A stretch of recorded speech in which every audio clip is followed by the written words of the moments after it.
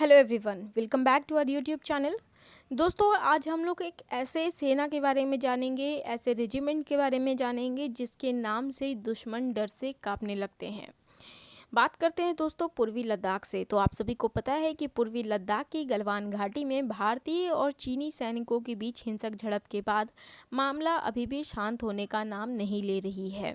इस हिंसक झड़प में भारत ने अपने 20 जवान खो दिए हैं। वहीं ये भी सूचना मिल रही है कि चीन ने भी अपने कई जवानों को खो दिया है, लेकिन चीन इसे ऑफिशियली तरीके से नहीं एक्सेप्ट कर रही है। शायद चीन डरती हो। लेकिन इसके बाद देश में काफ़ी आक्रोश का माहौल बना रहा है जब भारत ने अपने 20 जवानों को खो दिया। लेकिन भारतीय सेना भी चुप नहीं बैठी। भारतीय सेना की जो बिहार रेजिमेंट है उसने चीन की सेना को बहुत ही बुरी तरीके से युद्ध में हरा दिया है। जबकि चीनी सेना बहुत ही सशक्त तरीके से बंदूक और बहुत सारे ऐसे युद्ध करने के सामान के साथ तैयार थी, जबकि बिहार रेजिमेंट जो था वो पूरी तरीके से निहत्था था और उसने चीनी सेना को अच्छे से बता दिया कि वो पंगा ना ले भारत से। अब देखिए दोस्तों, हम लोग जानते हैं कि बिहार रेजिमेंट का इतिहास क्या रहा है और क्यों दुश्मन की सेना बिहार रेजिमेंट से इतनी डरती है। देखिए, बिहार रेजिमेंट की स्थापना हुई थी 1941 में। इसका हेडक्वार्टर है दानापुर, बिहार, और इसका आदर्श वाक्य है कर्म ही धर्म, और ये देश की दूसरी पुरानी सैन्य छावनी है। तो चलिए हम लोग जानते हैं इसके इतिहास की। बिहार रेजिमेंट वीरता और साहस का इतिहास, इसकी कहानी शुरू होती है ब्रिटिश काल से। आपको बता दें कि लॉर्ड क्लाइव के द्वारा 1757 ईस्वी में सैनिकों को बिहार के छोटे राज्य शहरों जैसे कि भोजपुर, कैमूर, रोहतास, बक्सर, इन सभी जगहों से लाकर सेना में शामिल किया जाता था। और इन सैनिकों का मुख्य रूप से क्या काम किया जाता था, तो ये सैनिक मुख्य रूप से ईस्ट इंडिया कंपनी की सेवा के लिए रखे जाते थे। गौर से सुनिएगा कि बिहार रेजिमेंट का इतिहास कहाँ से शुरू हुआ और कहाँ तक बिहार रेजिमेंट ने अपने ओहदे को पहुँचाया कि पूरी दुनिया इस बिहार रेजिमेंट से डरती है। तो इसकी शुरुआत हुई थी, जैसा कि मैंने बताया, 1757 में लॉर्ड क्लाइव के द्वारा। ये लॉर्ड क्लाइव हैं। तो बिहार के छोटे शहरों जैसे भोजपुर, कैमूर, रोहतास, बक्सर, इन सभी जगहों से सेना में इन लोगों को शामिल किया गया बिहार रेजिमेंट में, ठीक है। और इन सैनिकों को मुख्य रूप से ईस्ट इंडिया कंपनी की सेवाओं में लगाया जाता था। और बिहार रेजिमेंट सेना धीरे धीरे क्या हुई कि इन सैनिकों को भारत में ब्रिटिश सेना की बंगाल की इन्फेंट्री में हिस्सा बना दिया गया, और वर्तमान में इसे बिहार रेजिमेंट के नाम से जाना जाता है। जिसमें और अब तक जो है बिहार रेजिमेंट के सैनिकों को 5 मिलिट्री क्रॉस, 7 अशोक चक्र, 9 महावीर चक्र, 35 परम वशिष्ठ सेवा मेडल, 49 वीर चक्र और 70 शौर्य चक्र दिया जा चुका है।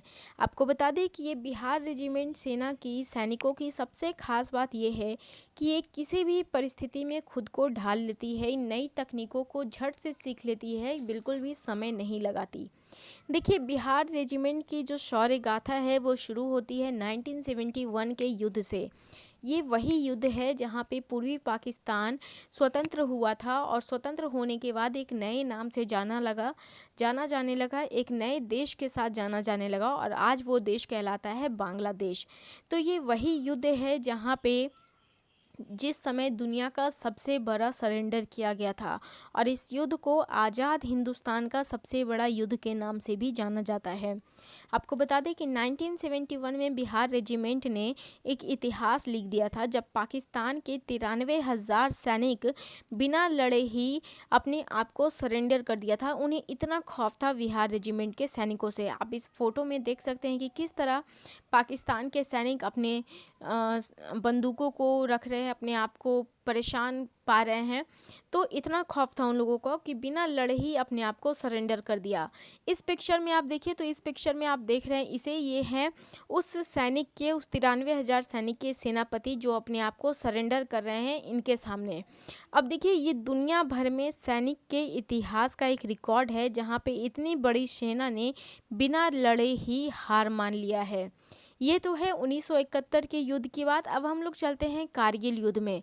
तो देखिए, कारगिल युद्ध में शहीद होने वाले, सबसे पहले शहीद होने वालों में नाम शामिल है मेजर मरियप्पन शरवानन का।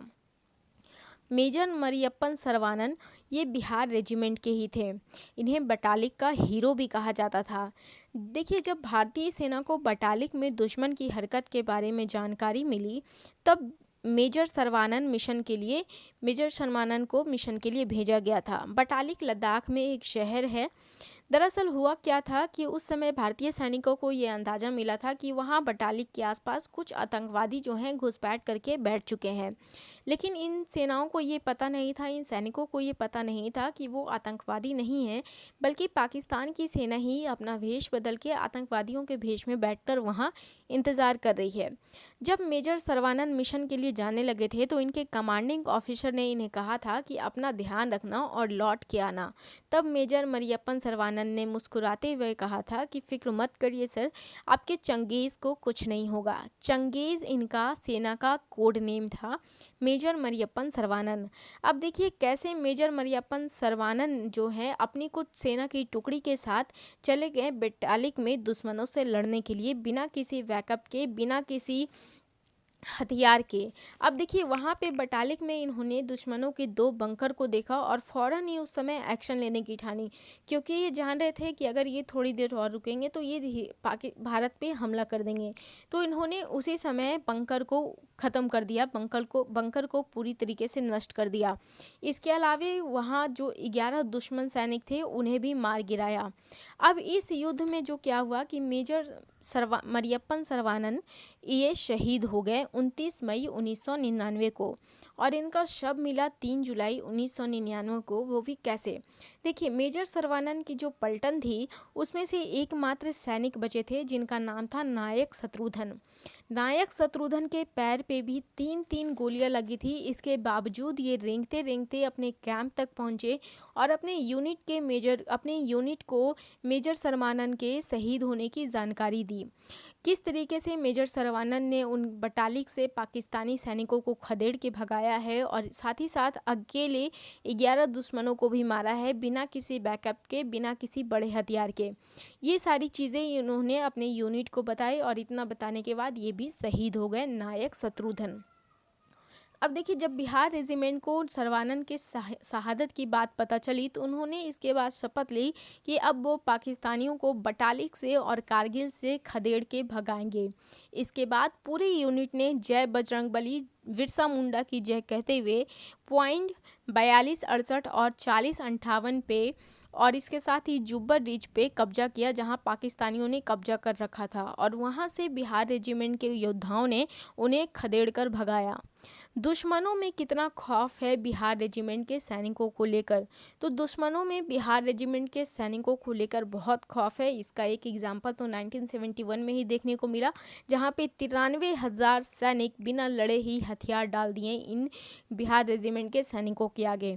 दूसरा, इतना खौफ है दुश्मनों में कि दुश्मन इसे किलर मशीन, जंगल वॉरियर्स या फिर बजरंगबली आर्मी के नाम से भी जानते हैं। आपको बता दें कि मेजर मरियप्पन सरवानन को मरणोपरांत वीर चक्र से भी सम्मानित किया गया।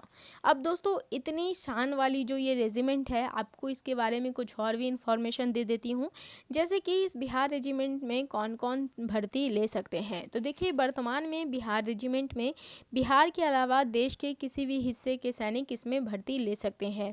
किसी भी रेजिमेंट में ज्वाइन होने के लिए देखिए मुख्य बात क्या होती है कि उस रेजिमेंट में कितनी वैकेंसी है, ये उस पर डिपेंड करता है। तो ये बात तो तय है कि किस देश के किसी भी हिस्से के सैनिक इस रेजिमेंट में ज्वाइन हो सकते हैं। तो अगर आप में से कोई भी ऐसे सैनिक भाई है जो चाहते हैं कि बिहार रेजिमेंट में ज्वाइन हो, तो वैकेंसी के ज़रिए आप इसमें ज्वाइन हो सकते हैं। तो ये थी बिहार रेजिमेंट की वीर गाथा, जो सदियों से चली आ रही है, और हाल ही में बिहार रेजिमेंट ने चाइना के सैनिकों को भी दिखा दिया कि किस तरीके से उनके गले मरोड़ के रख दिए। चाइना को बहुत ही बुरी तरीके से पछाड़ा है बिहार रेजिमेंट के सैनिकों ने। तो दोस्तों, ये था इनका इतिहास, ये थी इनकी शौर्य गाथा। यदि आपको ये वीडियो पसंद आई हो तो प्लीज़ इसे लाइक करें, शेयर करें और हमारे चैनल को सब्सक्राइब करें। Thank you so much.